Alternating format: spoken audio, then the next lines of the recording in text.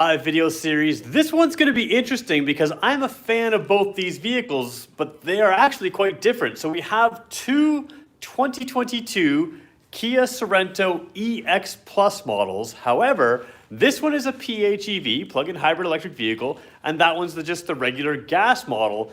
And there's a lot of differences, a lot more than I thought, probably a lot more than you assumed. So what we're gonna do in this video is we're gonna go through those vehicles. So if you happen to go to a showroom and maybe you see this one, but you wanna buy that one, you'll have a sense of what's different and what's the same. So we're gonna take a look at them today.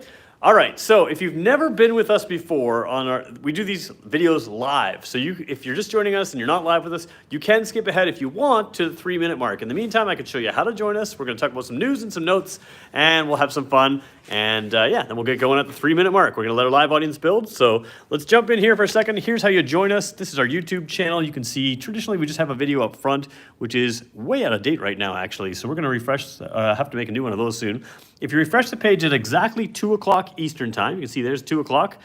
That video that was down there gets replaced with the live video. We're gonna click into that. While we're doing that, you're gonna have to watch an ad.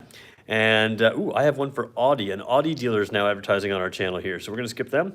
All right, so if you are, speaking of running ads, if you're in Ontario looking to buy a car, you can reach out to me in the link in the description below this video, and you can connect with us, and I will connect you up with the 3 dealers that support us: Brantford Kia, Brantford Hyundai, and Owen Sound Hyundai. So there's my ad, simple as that. All right, so I mentioned off the top that I'm a fan of both these vehicles. I just wanna be clear. Someone gave me a hard time earlier saying that I should not show a bias. And the reality is there's not a YouTuber or car reviewer out there that doesn't have a bias, so I put it out there. I'm a fan of these vehicles. I'm always a fan of our vehicles. And ironically, the video he said I should not show any bias on is where I said to you guys that I bought my very own vehicle, and I showed you my very own vehicle, which of course I'm gonna like and have a bias towards. But I just wanna be clear, if you want me to not have a bias, I will have a bias, but I'm also gonna do a pretty good job of showing you every piece of this car to help you make the decision that's best for you. I'm not here to make decisions for you. All right, news and notes, got lots of things coming. If you are a regular with us, we're a little low on likes right now, so make sure you hit the like button so we can pump those up before we actually get going at the 3-minute mark. If you missed the LA Auto Show videos, we did 12 videos there. We have them up online on our channel. We also put a video up this morning, Secrets of Your Car's Windows. You guys blew me away in the comment section with a feature of one of our vehicles, and it's like a minute and a half, so it's worth a watch. Go find that when this video is done, and we'll go there. All right, 3-minute mark is just about approaching, so we're gonna get going right away. And somebody said, who's Teddy? Teddy Bear is my trunk measurement tool. We'll show him to you later. All right, 3-minute mark, here we go. Kia Sorento Hybrid, Kia Sorento non-hybrid. Both of these are EX Plus models. Both these are 2022 models. So really quickly, I'm just gonna show you the website because actually the website's technically out of date, but this is the gasoline model right here, EX Plus model, the previous generation, listed for $43,995. I think that's up just a hair for 2022. Then you're gonna see the 2022 PHEV EX Plus, same trim level, and you have $50,595. Now this does have the $2,500, or it does not include the $2,500 government rebate. So there is a $2,500 government rebate on this vehicle, so it gets it a little closer. And the reason you're gonna buy this car is because look at those mileage numbers, 2.8, 3.2, kind of tricky, semi-misleading, but these are real here. 11.1 and 8.4. So I would say you're not going to get that good mileage difference between the two, but just so you're aware, this one gets phenomenal mileage. It can go about 51 kilometers on pure electric charge before it goes over to a hybrid. Now, a lot of PHEVs, when they switch over to that hybrid, actually get worse mileage than they would have if they just didn't have a hybrid system at all. This one still gets around 7.2 liters per 100 kilometers, even when it's run out of charge, and it still works gas and electric combined. Sometimes it'll run on pure electric, even though the charge has run out. So the first 51 or so kilometers, you're gonna find that this can run on pure electric power, and that's through a plugged-in port, which is actually on the opposite side. That's the gas door on this side. And that's the real reason to buy this. Horsepower is at 227, I believe. Oh, I better check. 227, I feel like it's 227. Yeah, horsepower is about 227 here, but it's about 281 over there. This is going to be the faster car. This is going to be the more efficient car. So you've got a lot of similarities, a lot of differences. The other difference that a lot of people don't expect, they're not actually even made in the same plant. In fact, they're not even made in the same country. In North America, all of our gasoline Sorentos are made in the United States. This PHEV is made in Korea, so you already start from a different place. And being the same trim, they obviously look quite different. You can see the wheels, but there's more to it than that. So we'll take a look here. I'll apologize, these cars are not perfectly clean, but we take a look at the gas one first. You've got kind of this piano black trim right around here. That's just looks quite nice. You've got the nice looking lights, and then you have dark black, sort of bright wheels, or reflective black wheels. And over here, you have the same piano black bumper type look. So piano black over here, totally different wheels. And then around the wheels here, you have a textured plastic, sort of more reminiscent of our X line here in Canada. Whereas on the EX Plus and above, you have the piano black that wraps around and underneath. Now to me anyways, this one looks a little bit more sporty, a little more high class. Not everybody likes that piano black finish. If you don't, you're in luck with the PHEV. But be aware that there are some drastic differences down here as well. You have a silver trim piece here, and you have the black sort of textured plastic down there. Whereas on the on the gasoline model, it is no silver trim and just that piano black. So we'll take a look at the back of the cars as well. Same thing with the wheels there. Out back, let's see if I can get it both in the shot for a second here. Out back, same idea here. This is the textured black plastic, which is perfectly fine. But over here, you're having more of a piano black finish on that top right there. Both of these are not filming really, really well, but there's absolutely a visual difference. This one, new Kia badge, all-wheel drive badge, no badging over here. On this one here, same exact badge in Kia. You got Sorento down there like the other one, all-wheel drive badge there, and then you do have a Eco plug-in badge over there. So some differences there. The black roof rails on the far car, the silver roof rails here on this car, and of course the black mirror housings on that car, whereas this one goes black lowers, but a body color upper on the mirror. So same thing with the trim around the windows here. This is all sort of a silver type look across the windows there. And over here, everything is black around the windows there, or I should say not even black, a dark chrome around here. So dark chrome, you can kind of see a little bit better there. And as you come over here, just take a look. Hey, there's Teddy Bear. You can see that kind of chrome look. So a lot of visual differences around these two cars. And I think that's interesting because it's worth pointing out. But there's also some practical differences. We're going to show you rear seat space in this video. There are some flooring differences. So we'll talk about that really quickly. This one, because it doesn't need to have large batteries anywhere, just a regular floor. This one, if you look underneath the vehicle, and now it's not perfectly clean, but let's see if we can get some view there. You can see that sort of what looks like it looks considerably lower than it actually is in camera here. It looks like it's 3 inches off the ground. It's nowhere near that low. Camera plays tricks, but you can see that little bulge below. That is your battery. It hangs a little bit below. It also hangs a little bit above, which means the floor in this is a little higher in the rear seat. So something to keep in mind as well there. There are more differences as we head inside the vehicle. So let's start over here with the gasoline model. Very nice car. I've said in the past, this is probably one of my favorite trim lines. You don't really need to go to the SX to get a lot of things you really like here. But you have this wood look trim over here. The wood look trim I quite like. Not everybody's going to like it. The PHEV doesn't have this. With this wood look, it feels like real wood. It has a texture to it. It's really quite nice if you ask me. But again, some of you have different tastes. And one thing this does is it does not allow for ambient lighting in that section. You're going to see in the PHEV in a second, there's some ambient lighting with a different style in there as well. Overall, I think the feeling of this is quite luxurious. You've got stitching in the leather, soft touch, everything. Even the rubbery here is soft touch. So everything's just nice to feel, to touch, everything else. And one of the mistakes I made is I forgot to bring the keys. So let me get them for a quick second. While I'm getting the keys, guys, we're a little low on likes today. So if you guys want to help us get a few more likes, that not only helps our channel, but it also helps people like you see these videos. And the more views we get, the more videos we do on the things that you guys are interested in. So feel free to hit the like button. Here's the keys here. Same key for both. So you've got the new Kia badge down there, new Kia logo. And then you've got all the buttons you need. They are both power-operated tailgates. We'll show you that a little bit later. And the lock button's there. And the remote start, even on the PHEV. So it doesn't matter if you have the PHEV or the gas model. You can get remote start on them. I'm going to jump in the car, push button start. Both seats here are powered seats with the power lumbar. You can see that right there. I'm going to jump in over here, turn the car to on, and you have, there's the gauge cluster in there. Low fuel, again, this car is fresh off the truck, literally, and it has the system here where it may tell us that it has to be PDI'd or something like that, but I think I've cleared that out here. Low fuel, no problem. Somebody asked a great question. Does this have Blue Link? So in Hyundai world, it's called Blue Link. In Kia, it used to be called Uvo Intelligence. It's now called Kia Connect, and it absolutely does have that. What you have is your SOS button right over here, call emergency. There's your tow truck button. This one, this navigation button, they don't really do that anymore. So some of the newer vehicles don't even have that button. But the Blue Link, the big benefit with that is not just those 3 buttons. It is the fact that you can remote start the car. You can check it if it's locked. You can lock it from your key thing. You can make it blink, all kinds of different things, honk, all kinds of fun stuff. So in here, the dash, a lot of nice things. Again, we'll show you some of this stuff a little bit later.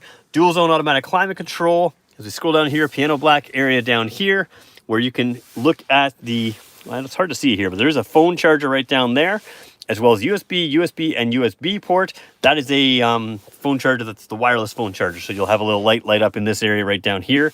Tell you when it's charging. Heated seats here and a traditional gear shift lever. You're going to have a difference in our hybrid. You're going to have a dial style shifter. So we'll show you that in a second.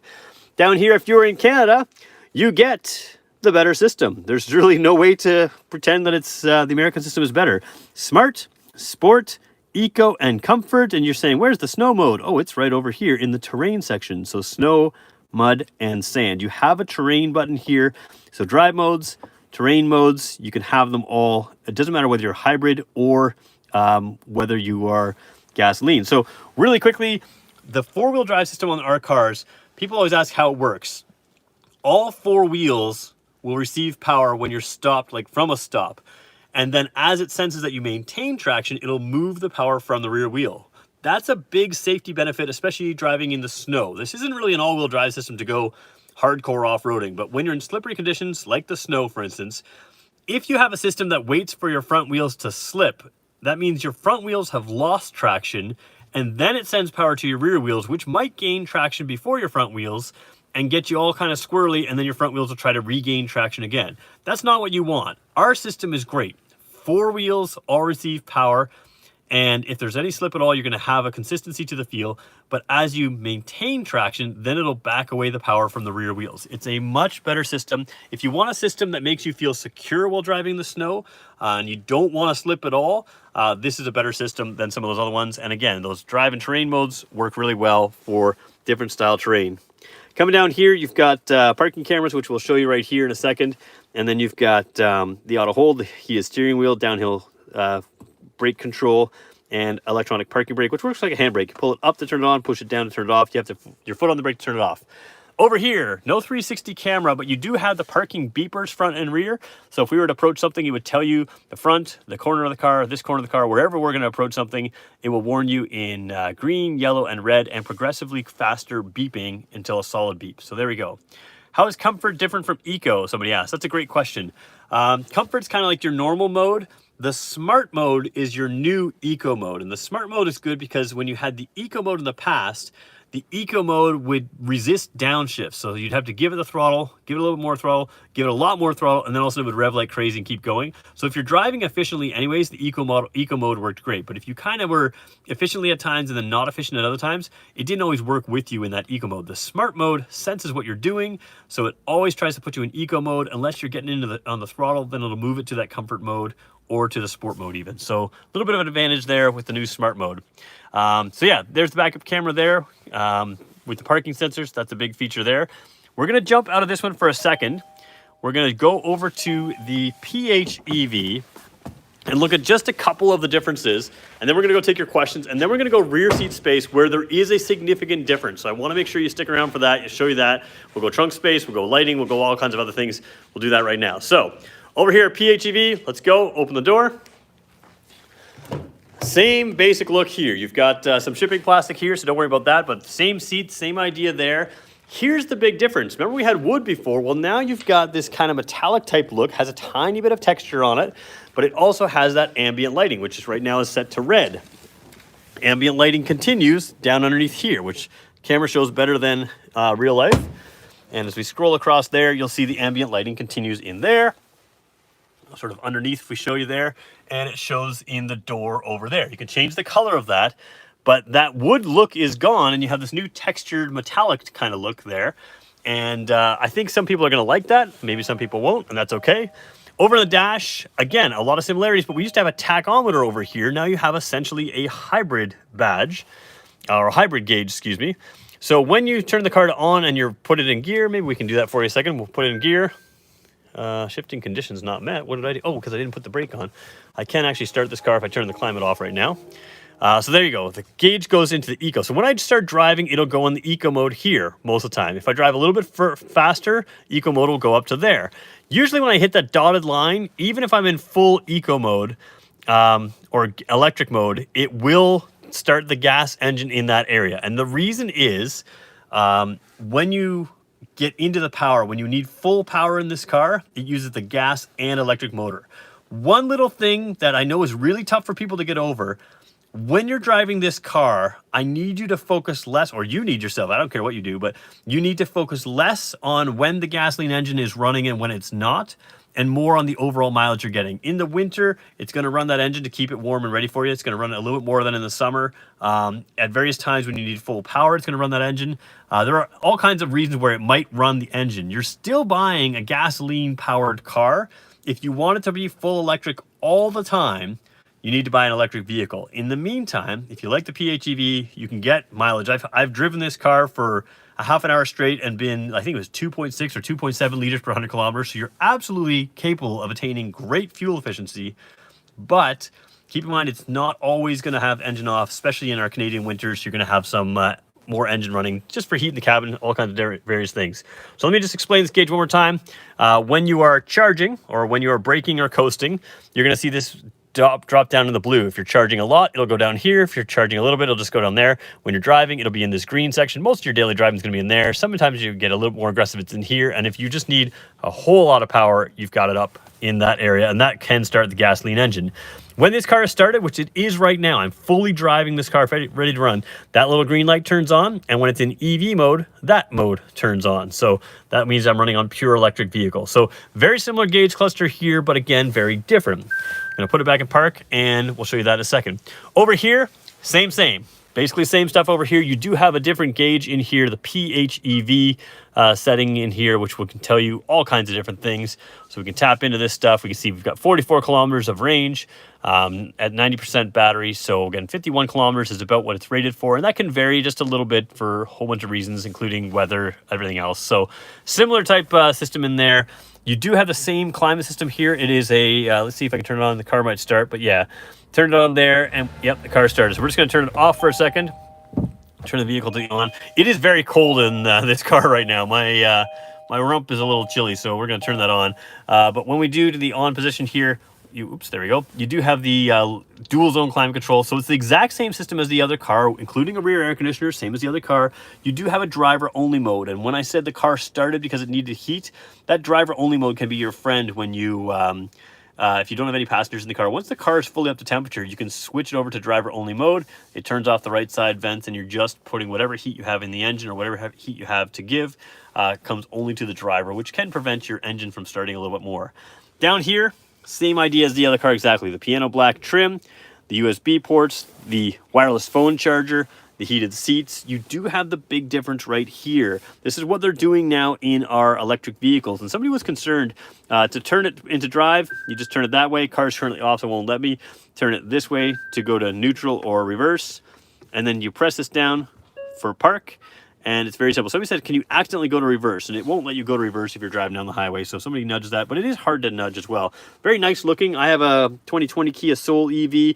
This is a nice updated version here. It's got some, it just feels like a sort of jewelry kind of system here. It's very, very metallic. It's cold to the touch right now. So very cool kind of gauge. And why do they do that? Because they can. It's just what they're doing. I think people who think you don't like it will find that this is very helpful. Both cars have paddle shifters. Of course, this car, you have to use the paddle shifters to switch gears on your own. You have 6 gears you can roll through. In the gasoline car, you can move the gear shift lever towards the driver and then tap it up or down as a way to manual shift, or you can use the paddle shifters. Coming down here real quickly, I was asked a good question about this car the other day. Still have the drive modes here, Eco, Sport, and Smart. So no comfort mode here. Terrain modes as well, snow, mud, and sand. So comfort mode has been replaced with just the Eco, Sport, and Smart. Eco, I guess, again, like I said, if you're driving efficiently anyways, the Eco mode keeps it in Eco mode no matter what. Smart mode, and again, you're buying this car for some efficiency. EV and HEV. With this car, you can save that plugged-in range for later on. You don't have to use it right away. So if I was to drive 100 kilometers and then wanted to take advantage of the 50 kilometers of plugged-in range, we can switch it from EV to hybrid mode, hybrid electric vehicle, and it will save the plugged-in range for later. Same thing with the backup camera here, exactly. Same thing with parking sensors, hill descent control, and really quickly, the all-wheel drive system. The good question I was asked the other day, people wanted to know, is the rear-wheel drive or the all-wheel drive system connected just purely by electric, or how's it connected?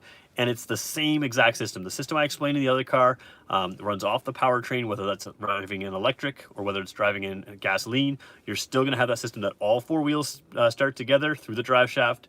And as it moves, as you sense that you keep traction, it'll move the power forward. All right, we're 20 minutes in, kind of went a long ways. We're gonna go take your questions right now. Like I said, stick with us for the back seat because there is a difference there, and then we'll go through some other stuff. If you have a like to leave, go ahead, leave it now. We're going for, let's see, what can we go for? We should be able to go for 70, but we'll cut it short. We'll try to go for 60 likes. We got 57 people on right at this moment. There'll be 400 people on this video easily, probably 500 on. So go ahead, hit the like button. If we all hit together in 3, 2, 1 now, then we'll probably see a whole bunch of people join us. You can sort of watch the YouTube algorithm at work. It's kind of fun to play with. All right, so let's jump out here, and we'll jump over to our questions, and I'll show you the cars because nobody wants to see me. I hear that consistently. We don't want to see you. We want to see the cars. But I will show you me just as I speak so you can read my lips if my words don't make sense. Okay. All right, somebody said we'd all be better informed if more dealerships did this. I'm cool with that, but in the meantime, you just got me, so I am what I am. All right, what do we got here? Can't wait till the markups start. Yeah, so just so we're all clear, remember I said there's the 3 dealerships that support this YouTube channel? We don't mark up. There is no dealer markup fee of $5 or $10 or whatever $1,000. There are times we have to sell at MSRP. We give really good money for your trade right now, but we're not a dealership that has those markups. So I know that's going on, especially in the States. It doesn't happen here, so there's that. Want to know if I should drive my car on fully electric mode all the time. I've been doing that since I don't really drive too far, maybe 10 miles a day or too fast at 60 miles an hour. So should you drive it in electric mode all the time? Can't really hurt it. The car's going to take care of itself. And that's one of the nice things about our PHEVs is it will start the engine if it feels like it's necessary. Especially if it gets cold, it's going to start that engine anyway. So you can do that. That's not going to hurt anything. You know, like with any car, take it on a regular long trip every now and then. Bigger thing is make sure you're using your brakes every now and then because the car has some regenerative braking here, so it doesn't always use the wheel brakes to the same level as a gasoline car, and that's something to keep in mind with a PHEV and an electric car is that you need to keep those brakes serviced and keep them functioning. So don't be afraid to use them. Give them a little harder brake every now and then just to activate them and that kind of thing. Okay. So he says, I wish I lived by this dealership. Well, I'm taking that as a compliment. What's the lead time on PHEVs? I know they're being manufactured in South Korea. Would that impact the times? To be honest, it feels like we've been able to get these PHEVs a little quicker than some of the ones that are coming from the States. I don't know if that's because we've had orders in place, but it's not too bad. I can't quote what it is today, but I feel like it was like a couple months to get them for some things, which I know sounds like a lot of time, but I just got my vehicle and it was built in Alabama, and it took 2.5 months. So it's not that long. You have to double check with our sales team to be exact. Be honest, I don't check daily to see how long it takes for certain vehicles to come here, but it seems like the PHEVs are not terrible right now. Tried the window. Oh, okay, cool. So we did a window video earlier. Sometimes it doesn't work on some people's cars. What else we got for questions? Not sure what everyone likes Piano Black's infamous for looking good for about 5 minutes total and attracts every possible speck of dust, dirt, and shows more than any other material. I'm going to be honest. I've got a lot of Piano Black on my car. It just doesn't bother me. So I know some people really don't like it. I think it looks nice. I don't find it hard to keep clean. I do keep a cloth in my car to just wipe the radio down every now and then, which I do. Like I said, some people don't like Piano Black. That's cool. I don't think it's as bad for some of us as some of you think. So there we go. There we go. Okay. Somebody says, I canceled my Sorento SX Prestige PHEV and ordered an EV6 GT line. Do you think I made a mistake? We did a GT line video from the LA Auto Show. I like that car. For me, that suits my needs better.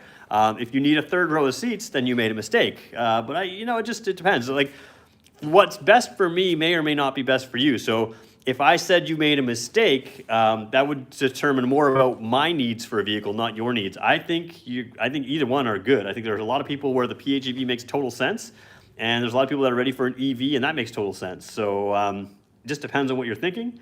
What else we got here?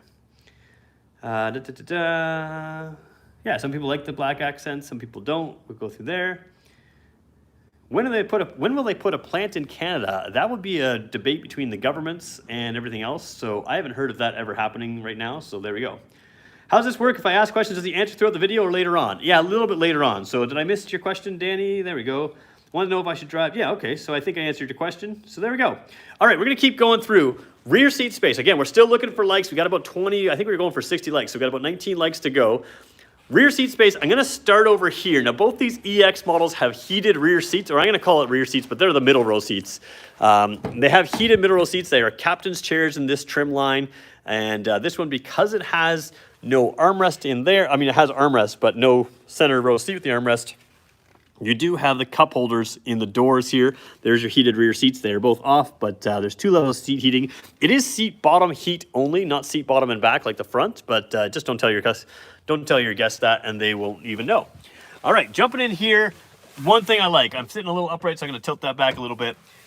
Really nice is this panoramic roof. Not only does it give me good headroom, but just the feeling of openness and airiness is pretty cool.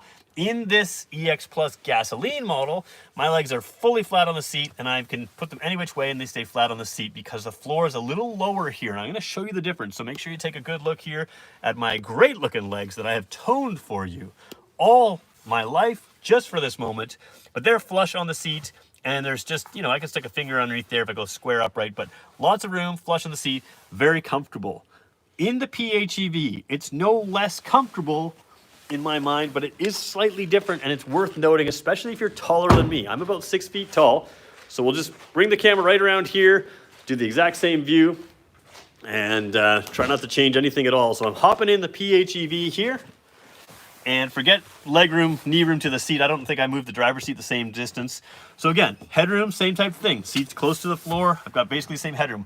Where they're different is right here. My leg is flush on the seat, but if I move it up here, you can see there is more space here. The leg space is a little bit less. The floor is a little higher, seat's a little lower to the ground, and that changes things. And the other thing that's hard to see, I'll try to show you. I don't know if I can show you the right way, but I'm wearing my nice looking running shoes here, which is what I wear to work because I can. The foot space is a little bit less underneath this seat, again, because that floor is raised. So overall, your rear end, I think, sits in the same basic height on both these vehicles, but that higher floor does mean that the middle row seat has a little bit of difference. Other than that, basically the same stuff back here. You do have the different style door here, again, because you have sort of the wood trim in the other vehicle, and you have the metallic looking trim here. You do have a great plastic back seat, which is wipe down, clean, easy. Just a damp cloth cleans that up from if you've got kids back here. Little pocket there, stretchier pocket out in front here. USB ports on the back of both driver and passenger seat. Two air vents down here, 12-volt regular plug and USB plug down there, another USB plug over here, and again, the pockets on both doors. So both cars have really, try to get this back. There we go. Both cars have really fantastic amenities and features back here. And one thing that I always point out is these little door, blinds, I guess. They can help your kids have a little extra shade back here. One thing I kind of have noticed about these things lately is when you have the door shut, this is like tinted black right out. You can't see the seats at all. I mean, there you are looking at me instead, right? But you really can't see out there as well. And the camera always adapts, so let's just see the other side if I can see better. This one is down, but you can just see much more clearly into the front seats, clearly into the car. You can see the back of the seat, you can see across there. So when you have those blinds up, they're nice for the inside of the car, the passengers there. They have some space, but there is also the benefit of having it more privacy from the outside. Really quickly, gonna pop the trunk here. I don't know if we'll do our full teddy bear test. Maybe we will just for a minute. It's the same thing in both cars, essentially, even though that floor is a little bit different. Where you save, where you change is this is the cord that comes with the car. Underneath here, you have a jack on both these cars. 2022s do have a jack and a spare tire, but you have a 12-volt battery. So the regular car battery that you always have in every other car is underneath this section here, which means you don't have the underfloor storage here that you have in the gasoline car. So again, compromise there. And keep in mind, you're saving a ton in fuel if you go with a PHEV, but you have an overall higher purchase cost, and there are some changes, right? So back here, you have the same jack type situation and a much deeper underfloor storage. Overall, third row seats are pretty well equipped in both cars. There's your rear air conditioning vents. You have USB ports on both sides of the vehicle here. You can pop the seats down right there with a 12-volt port beside that as well. So really good amenities back there again. And then one of the things that I really like when you have the key in your pocket, you never want to take it out of your pocket or purse. You used to be able to have to shut this, and then you'd shut that button and you'd walk all the way over to the door over here and press that button there to lock it. Well, now what you can do if you just want to lock the car is you just tap that button, it will shut it and lock it. So I'm going to do, instead of this one to shut and lock it, I just want to keep it unlocked. We'll do that. Somebody asked a really good question. Can you jump start the car using that battery? Short answer is no. Longer answer is, let me show you over here. There's not a button. There used to be a button here on some of the other cars. Okay, so on the Kia Niro, there's a button where you can just touch a button and it'll jump start. I wouldn't jump start these cars. I don't think you'll have an issue with that. To be very honest, like I said, the Kia Niro hybrid just has a little button on the dash that essentially jump starts the car. It goes to a sleep mode anyways. So on this car, just double check your owner's manual before you start jump starting things. To be honest, I just haven't looked into it. So I do apologize for that. All right, we are 9 likes away from the 60 we were going for. I'm going to close this down. We're going to take your questions. If you have something that you'd like to see that I didn't show you, go ahead, ask me. And in SoCal, we just bought a PHEV. I was wondering about the loud sound. Oh, yeah. So the thing is, I don't know about the States, but in Canada, you have a requirement for electric vehicles to make a sound. Some people think it's really loud. I don't think it's all that bad, but it's a beeping, kind of humming sound, spaceshipy sound. And it's required to make that sound. So I don't think in North America you can cancel it out. My understanding is that some European countries there's a VESS button, and that's, I can't remember what it stands for, but in Europe you can use that button to turn it off. So turn that sound off. In North America you got to keep it on. And I do apologize. I just missed the rest of your question. So hopefully that answered. Yes, VES. The same time we put the car into reverse. Is there a way to turn it off? So no, you can't turn it off that I know of in Canada for sure. I believe the states are the same. So it says I have a RAV4 Prime that can go 84 miles per hour and electric only. How fast can Sorento PHEV go before the engine turns on? I don't know. I haven't gone above 84. So keep in mind, we do things kilometers an hour here. 84 is what, 100? Oh, that's pretty fast. I've gone up to 110, I think 120 in this without it coming on. I haven't driven it too hard on the highway. At speed, I've done it, but 100, 105, 110 kilometers an hour. So that's 65, 70-ish. I don't think I've gone to 85, so I'm not sure of the exact speed at which it goes, but there we go. Do they both come in all-wheel drive and notice the gas tank? Yes, both these vehicles are all-wheel drive. So we did show you earlier in the video the drive mode and terrain mode system, which we have in Canada that you guys don't have in the States. That is a great system here. They are both all-wheel drive with the same all-wheel drive system, so that's a good thing.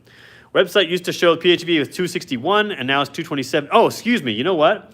I think it is 261. 227, I believe, is the hybrid. I believe that's an incorrect number there.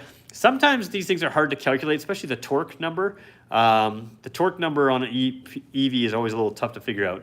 How's windshield noise on the highway, especially compared to the Telluride, considering buying one of them next year? I think both are quiet. I don't think the Telluride's that loud either. I haven't noticed wind noise in either of these vehicles as an issue for sure. Both of them feel very quiet to me. The one thing about the Sorento, especially I noticed it the very first time I drove the gas model, and I'm sure it's the same with the PHEV, they have this kind of magic carpet ride to take out little ripples in the pavement and smooth them out. You can kind of see them and sort of gently hear them, but it's very, very good, especially compared to the previous generation. Previous generation drove well, but it did not, it wasn't as refined as these ones are. So very, very good way to smooth out bumps in these cars. Hybrid, I want to buy one. I don't see that. So the hybrid version I was told might be here, but I don't believe that. I think it's still a PHEV. So we'll keep you updated on the hybrid. If it's here, we'll do a video on it soon. Correct. Kia Sorento SX PHEV has rain-sensing wipers, while US only has intermittent. Please confirm. Oh, I don't know about the US, but let's just check the rain-sensing wipers. Oh, this is the SX, so we have the EX here. The SX I don't have on hand, and this one is, yeah, this one's just the intermittent, but we have the EX. I'd have to check my specs for something that specific. It's probably on the Canadian website, so kia.ca. I believe that is correct. The well, yeah, the SX versions that we have in the gas are automatic wipers, so I would assume that would be the same for the PHEV, for the automatic wipers. Just, I don't have it memorized. I apologize, guys. There's a lot of cards in my head right now. So something specific like that I don't remember. Okay. So what else do we have? I think that was most of the questions we got. And I think we're going to probably wrap it up there. So we have a number of Sorentos in stock, PHEVs, hybrids, other stuff, or PHEVs, gasoline models. Like I said, one of the salespeople said he thought we saw a hybrid today. I haven't heard of that, but if we do have it, we'll have it here later. I'm a big fan of hybrids, PHEVs. I'm also a big fan of that vehicle. And I should point out that that vehicle has a 2.5 liter turbo engine. We spent a lot of time talking about this because that's really where people have a lot of questions. But that's a really excellent car as well. Very fast engine, actually. Very quick. 0 to 60 times, very good. Passing power is fantastic in that car. So the 2.5 liter turbo is 281 horsepower, 311 foot-pounds of torque, and you have all of that torque down low around 1,700 RPM right through most of the rev range. So really great car there as well. A lot of people are into this for the efficiency, and obviously this is a channel that we spend a lot of time talking about EVs. So if you want me to spend more time talking about that, just let me know in the comments below. And we'll do that in a future video as well, or I can answer your comments as well. PHEV obviously is where we're focusing a lot of time and energy because people have questions. This is the newest version. That one was out for about a year. This one's brand new to us. And yeah, lots to find out. So either one of these vehicles I think are great family vehicles, a lot of fun, and just really practical vehicles either way. But yeah, there are some differences, and really that was the point of this video, is what are the differences between these two vehicles. So we're going to wrap it up there. I want to thank everyone for joining us. We do a live video like this every single weekday at 2 o'clock Eastern time, and you can feel free to join us. The other thing is we just did a video. We do things called Kia Hyundai classes. They are shorter ones, and we did a Kia Hyundai class today that just kind of surprised me. I didn't know that a couple of our vehicles do this. So we'll leave it there, and we'll be back tomorrow. Probably a Hyundai. Well, we will have a Hyundai vehicle tomorrow. I haven't decided which one yet, so if you have some suggestions, you can always let me know. And yeah, everybody have a good afternoon. We'll talk to you again tomorrow.